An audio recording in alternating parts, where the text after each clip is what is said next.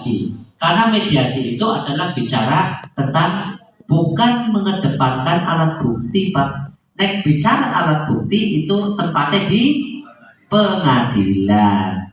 Tapi nek mediasi ya menang setitik, kalah setitik. Orang nana sing menang, orang nana sing kalah. Gue mediasi. Contohnya geser tanah pun misalkan 50 semeter Pak selisih ya. Dulu ada seorang gubernur Pak di Sumatera Barat, saya itu orang besar lah kayak gitu. Itu hanya orang salah masalah batas itu Pak. Dan dia masih hanya selisih mungkin 30 cm Pak batasnya. Itu jadi persoalan dan berperkara sampai kemana-mana.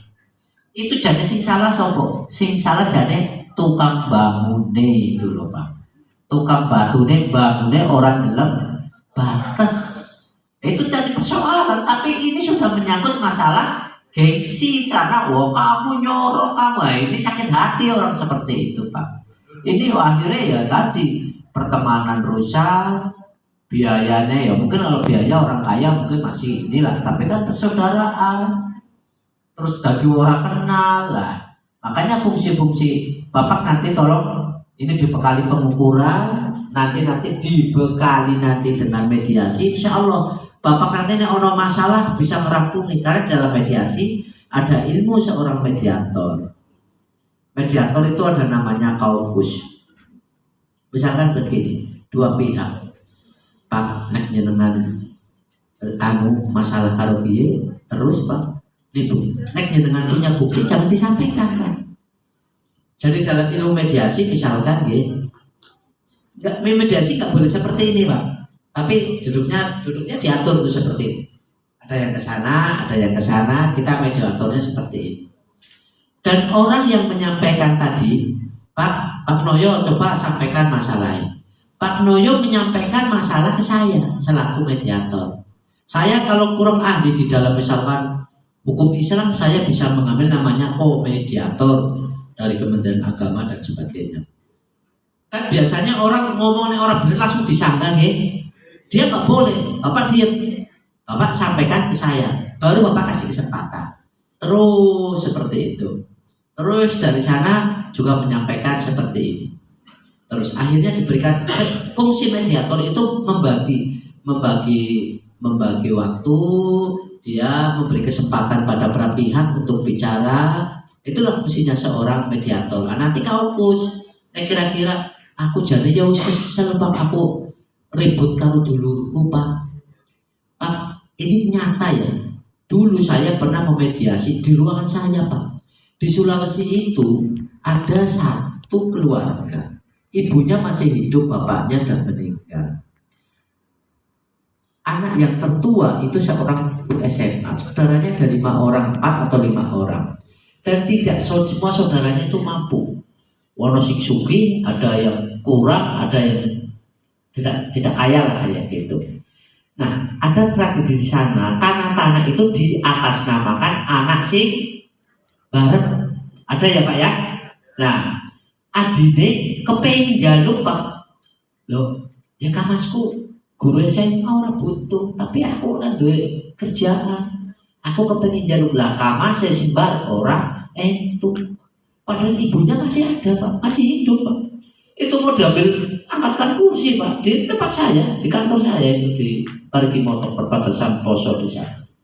Sampai Masya Allah, ini antar kakak dengan adik loh Pak, antar saudara loh Pak itu. Itu kalau masalah tanah bisa seperti itu. Terus ini kan nggak beli ya, ini kan nggak beli, kenapa harus seperti itu? Kalau nggak bisa kita selesaikan di sini, monggo bisa kita arahkan ke pengadilan. Tapi pengadilan ya tadi itu konsekuensinya seperti itu. Makanya kalau masyarakat bisa ditarik, kenapa sih seperti itu sih? Oh begini Pak, oh saya merasa begini. Itu namanya dipisah Pak, Bapak keluar dari ruangan Pak, kok namanya adalah mediasi kaukus, pindah ruang sebelah. Pak jenengan tidak boleh membagi, masuk pengadilan jangan kalah. Karena apa? Ini harta warisan, ada saksinya, ada buktinya. Terus ya Pak, Saya jadi yo kepengen bagi pengadik saya itu memang yo dari ibu saya, bukan saya beli sendiri dahulu Pak. Terus yang adiknya, Pak jangan minta ya jangan seperti itu. Karena apa? Karena butuh juga persetujuan pelepasan dari saudara-saudara jenengan, terutama kakak jenengan. Karena secara de jure-nya tertulis atas nama kakak jenengan. Jenengan yo sing hati-hati, sing sabar, nanti bisa diterima. Akhirnya bisa diterima.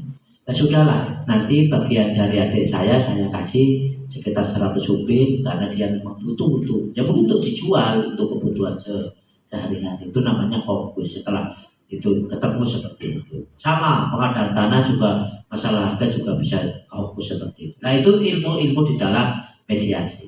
Saya menekankan untuk sekalian, tolong terkait dengan tanah-tanah desa, Bapak dan Ibu punya kewajiban untuk sertifikatkan tanah-tanah aset pemerintah desa, okay? Karena ini aset, banyak sekali tanah-tanah desa, tanah-tanah milik pemerintah yang berkurang dan bisa hilang seperti itu. Yang kedua, dalam mengukur terutama kawasan hutan jangan masuk, kawasan perkebunan jangan masuk, tanah milik pemerintah, bisa pemerintah kabupaten, pemerintah provinsi maupun pemerintah Republik Indonesia, jangan masuk di sana. Kalau batasnya tidak jelas, komunikasikan. Kalau misalkan batasan dengan kebun, ini batasan dengan PTPN, ya diundang PTPN bareng-bareng. PTPN nang di batasmu. Batasan dengan kawasan hutan, ya diundang perhutani. Batasmu di sehingga tanah masyarakat itu betul-betul tidak overlap atau tumpang tindih.